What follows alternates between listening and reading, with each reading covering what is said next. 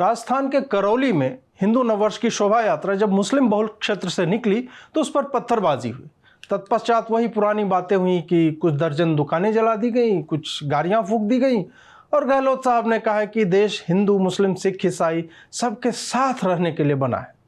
सबसे विचित्र बात यह हुई कि अभी तक किसी नेता ने यह बयान नहीं दिया कि हिंदुओं को शोभा यात्रा निकालने की आवश्यकता ही क्या थी। किसी ने यह भी नहीं कहा कि मुसलमान पागल थोड़े हैं कि ऐसे पत्थरबाजी कर देंगे। किसी ने यह भी नहीं कहा कि अल्पसंख्यकों को बदनाम करने की साजिश है। हद है। क्या यही है गांधी के सपनों का भारत, जहां आज कोई भी बेचारे अल्पसंख्यकों के बचाव में कुछ भी कहने को तैयार नहीं? लानत है ऐसे समाज पर, ऐसे कांग्रेस के नेताओं पर। चुनाव होते ही भूल गए बेचारे मुसलमानों को। अजीत जी, पत्थरबाजी और आगजनी तो मुसलमानों ने ही की थी, तो क्या अब इस देश में थोड़ा पत्थर फेंकने, थोड़ी आग लगाने का भी अधिकार नहीं अल्पसंख्यक समुदाय को? पेट्रोल डीजल की कीमतों में 2 सप्ताह में 12वीं बार वृद्धि हुई है। सप्ताह में 1 दिन की छुट्टी मोदी जी ने इन्हें भी दे रखी है। संध्या वंदनीय एवं दोपहर पूजनीय मोहन जी आदरणीय भागवत जी ने कहा है कि कश्मीरी पंडित शीघ्र ही घाटी में वापसी कर सकेंगे, लेकिन जल्दबाजी नहीं होनी चाहिए। सही बात है, जब डीएनए सेम ही है तो बसने में क्या समस्या होगी। साथ ही कश्मीर की परिस्थितियों को अब इस्लामी आतंक का परिणाम भी कहने से बचती है कुछ संस्थाएं। नाम नहीं लूंगा मैं ऐसी संस्थाओं का। They know who they are. Gadkari ji के हाइड्रोजन कार की तस्वीर देखते ही भारत में हाइड्रोजन वैज्ञानिकों की संख्याओं में आया उछाल। फेसबुक पर कई व्यक्तियों ने यह जानकारी दी कि कैसे भारत अब पेट्रोल डीजल की समस्या से मुक्त हो जाएगा और भारत पुनः विश्व गुरु बन जाएगा। कुछ लोगों ने अपने शिक्षकों से यह प्रश्न भी पूछा है कि पेट की गैस में हाइड्रोजन होता है कि नहीं। अगर हाँ, तो क्या सिलेंडर का रेगुलेटर वहां टेप से साट कर लगाने के जुगाड़ से वो राष्ट्र सेवा में अपना योगदान दे सकते हैं क्या? उन बच्चों को मास्टर साहब ने मुर्गा बना दिया। एनडीटीवी यह खबर नहीं चला पा रहा है क्योंकि उसे मास्टर और बच्चों की जात का पता नहीं चल पाया। हर दिन 80 पैसे की दर से पेट्रोल के बढ़ते मूल्य से तनाव झेलते लोग गडकरी जी की कार देखकर पेट्रोल पंप पर हाइड्रोजन भरवाने पहुंचे, लेकिन निराशा ही हाथ लगी।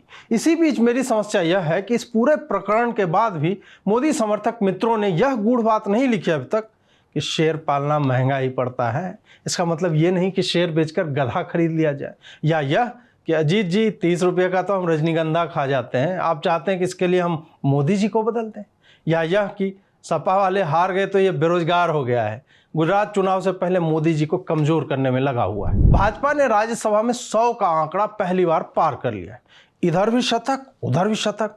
पेट्रोल से कितना प्यार करते हैं भाजपा वाले। पार तो वो 200 भी कर सकते थे, लेकिन क्या उससे ऐसा कोई कानून बन जाएगा जहां बंगाल में कार्यकर्ता और नेता मरते रहेंगे और रैलियों में उनकी संख्या गिनाने पर दोषी स्वयं ही जेल पहुंच जाएगा? आई नो, मैंने भी वही सोचा था। निर्मला जी और एस जयशंकर साहब ने कहा है कि वो रूस से तेल खरीदते रहेंगे। मेरा प्रश्न यह है कि भारत में तेल की कमी तो वैसे भी सरकार जनता से तेल निकाल कर पूरी कर ही रही है, तो रूस से खरीदने की क्या आवश्यकता है?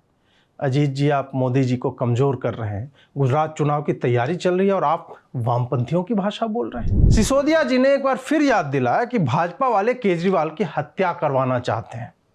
पाकिस्तान के इमरान खान के मंत्री साथी भी यही कह रहे हैं कि उनकी भी हत्या के प्रयास हो रहे हैं। केजरीवाल की हत्या मोदी और भाजपा के सर लंबे समय से मढ़ा जा रहा है। सिसोदिया जिस तरह से हर साल यह बात बोलते हैं, लगता है किसी को हिंट दे रहे हैं कि मैंने माहौल बना दिया है, इसको मारो और राष्ट्र से हटाओ ताकि मैं भी मुख्यमंत्री बन सकूं। अब आप कहेंगे कि प्रातः स्मरणीय श्री अजीत भारती जी ब्रो, ये क्या अजीब बहकी बहकी बातें कर रहे हैं आप? तो मैं कहूंगा कि आरंभ किसने किया था? पाकिस्तान के इमरान खान ने कहा है कि उन्होंने जब राजनीति में कदम रखा था तो उनके 3 लक्ष्य थे: न्याय, मानवता और आत्मनिर्भरता। न्याय का तो पाकिस्तानी हिंदुओं की स्थिति से हमें पता चल ही रहा है। मानवता की बात इस्लामी आतंक के निर्यातक राष्ट्र को तो करनी नहीं चाहिए, और आत्मनिर्भरता तो पत्नी के जाने के बाद पाकिस्तान के गधे भी बेचने पर वैसे ही आ जानी थी। अजीत जी, आप इमरान भाई को कमजोर कर रहे हैं। अगले चुनाव तक तो रुक जाते। एक कॉमेडियन की बात से दूसरे कॉमेडियन श्री भगवंत मान जी ने विधानसभा में प्रस्ताव पास करके कहा है कि चंडीगढ़ पंजाब को दे दिया जाए। अमित शाह ने कहा है दे तो दूंगा, लेकिन भाव तुम दे नहीं पाओगे, क्योंकि अभी मोदी जी से 1 लाख करोड़ मांगने गए थे। भगवंत मान ने इस पर कहा कि वो 11 बजे रात के बाद आएंगे, जब भाव कम हो जाएगा। बाद में किसी ने कहा कि चंडीगढ़ सब्जी नहीं जगह का नाम है, तो उन्होंने कहा कि फिर लेन देन कैसा? चंडीगढ़ तो जहां था पहले वहीं पे तो है अभी भी। भगवंत मान और अरविंद केजरीवाल गुजरात में आजकल चरखा चलाते फिर रहे हैं। बहुत कम लोगों को ज्ञात है कि युग पुरुष केजरीवाल जी ने कई जन्मों तक तपस्या की है, तब जाकर वो चरखे पर सूत और चुनाव में लोगों का सूतिया काट पाए हैं। उन्होंने भगवंत मान और स्वयं के स्तर के पतितों को किसी जन्म में गांधी के चरखे के साथ बैठकर फोटो खिंचाने की आशंका से ही 2017 में ही यह कह दिया था कि चरखा काटने की एक्टिंग करने से कोई गांधी नहीं बन जाता। सही बात है, मैं तो केजरीवाल को कल भी काइयां समझता था, आज भी काइयां समझता हूं। अमेरिकी सरकार ने कहा है कि वो भारत रूस के संबंधों को बदलना नहीं चाहते। अब देखिए कि इन लोगों ने कई बार हमें ज्ञान दिया है कि रूस का साथ मत दो, कल परसों धमकी दी कि चीन हमला करेगा तो रूस नहीं बचाएगा, और कह रहे हैं कि बदलना नहीं चाहते। पहली बात, तुम्हारा डिप्टी एनएसए दिलीप है, ट्यूलिप नहीं कि तुम कहो कि तुम लोगों का एक्सेंट हमें समझ में नहीं आया होगा। और दूसरी बात, एक्सेंट तो अपना बीटेक वाला राहुल 7 दिन के लिए भी ऑन साइट टूर पर यूएस जाता है तो आते ही वो भी शास्ता नहीं सांप से अच्छा बोलने लगता है। नीतीश कुमार ने कहा है कि जो दारू पीते हैं वो महापापी हैं। उन्होंने गांजा पीकर होंठ, मुंह और स्थान विशेष जलाकर काला कर लेने वालों के बारे में कुछ नहीं कहा। साथ ही उन्होंने बिहार में चल रहे दारू के अवैध व्यवसाय से होने वाली पुलिसिया उगाही पर भी कुछ नहीं कहा है। मोदी जी आपदा में अवसर की बात करते हैं। नीतीश जी को जल्द ही घर बैठे दारू मंगाने का एक ऐप लॉन्च कर देना चाहिए ताकि पुलिस और पार्टी को उगाही का पैसा बांटने में समस्या ना हो कि किसका कितना हिस्सा कितने दिन में जाएगा। श्री राज ठाकरे जी ने कहा है कि वो मस्जिदों से लाउड स्पीकर उतरवा देंगे, अगर नहीं उतारे गए तो वहां हनुमान चालीसा का पाठ करना आरंभ कर देंगे। इस पर संजय राउत ने पूछा कि कितने भाजपा शासित प्रदेशों में हटवा दिए गए लाउड स्पीकर। उन्होंने यह भी कहा कि अगला लाउड स्पीकर शिवसेना से होगा।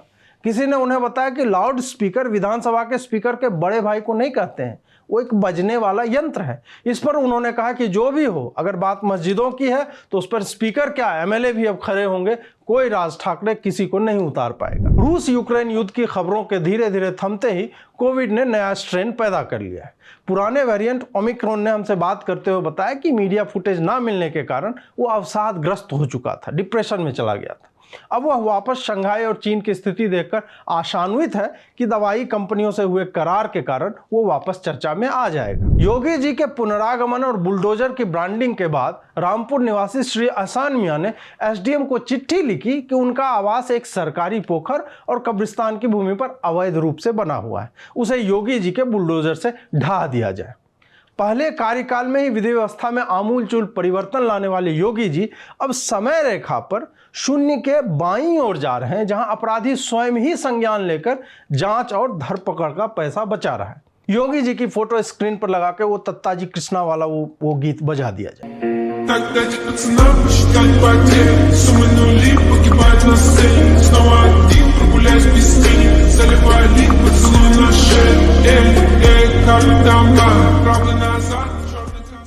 उर्फी जावेद से जुड़े समाचारों में टाइम्स ऑफ इंडिया की एक रिपोर्ट के अनुसार सुश्री उर्फी जी ने कहा है कि उनके फैशन सेंस के कारण लोग उन्हें अब कह रहे हैं कि वो एडल्ट फिल्में किया करें।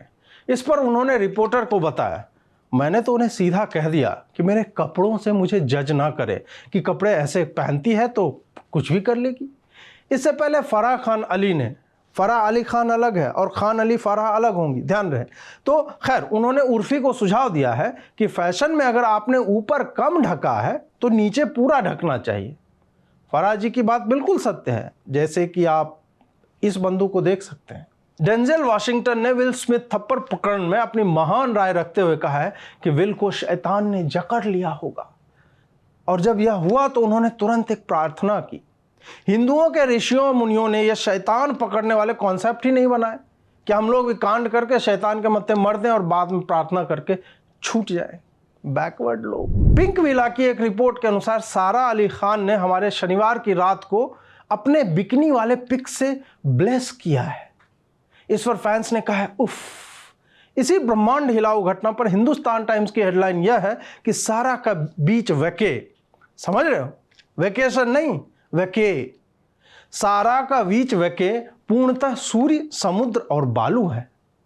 हम लोगों का बीच वैके जो होता है उसमें 100 वाट का बल्ब, नाली और कीचड़ होता है। स्पॉट बॉय ने लिखा है कि सारा ने इंटरनेट को आग लगा दी है। बॉलीवुड लाइफ वालों ने कहा है कि फैंस उनकी गर्मी में पिघल रहे हैं। इंडिया टुडे ने विकनी के रंगों के अलावा सारा की टोन्ड बॉडी के बारे में बताकर पूछा, अब तक देखा कि नहीं। न्यू ट्रैक वालों ने कहा है कि सारा मल्टी कलर बिकनी से तबाही मचा रही है। मुझे लगता है कि नाम में खान देखकर हमें तबाही, आतंक आदि शब्दों से बचना चाहिए। ये बिल्कुल ही मजहब विरोधी बात है। मार्च का महीना पिछले 122 सालों में सबसे गर्म रहा है। वैज्ञानिक तो कारण ढूंढ रहे हैं, लेकिन मेरे हिसाब से ये भी एक बहुत बड़ा कारण हो सकता है। श्री सलमान भाई खान ने कहा कि उन्हें आश्चर्य होता है कि बॉलीवुड की फिल्में दक्षिण भारत में तो नहीं चलती, लेकिन उनकी फिल्में इधर रिकॉर्ड तोड़ रही हैं। सलमान भाई, आप विलक्षण प्रतिभा के धनी हैं, इसलिए आपको कारण बता दे रहा हूं। उनकी फिल्मों में स्टोरी होती है। अब आप पूछेंगे कि ये स्टोरी क्या होती है, तो बताता चलूं कि स्टोरी वही होती है जो आपके अब्बाजान हॉलीवुड से चुराते रहे। Dawn.com की एक रिपोर्ट में पाकिस्तान के 16 वर्षीय विश्व स्नूकर चैंपियन की बड़ाई करते हुए यह लिखा गया है कि एहसान रमजान ने 16 वर्ष की टेंडर यंग एज में वर्ल्ड स्नूकर का टाइटल जीतकर पाकिस्तान का मान बढ़ाया है। टेंडर और यंग सुनकर गाजियाबाद के एक मौलवी जी लड़के को खोजने के लिए लगातार व्हाट्सएप कॉल किए जा रहे हैं। आपको यह एपिसोड कैसा लगा अवश्य बताएं। चैनल को सब्सक्राइब करें, वीडियो को शेयर करें और जुड़े रहें। नमस्कार।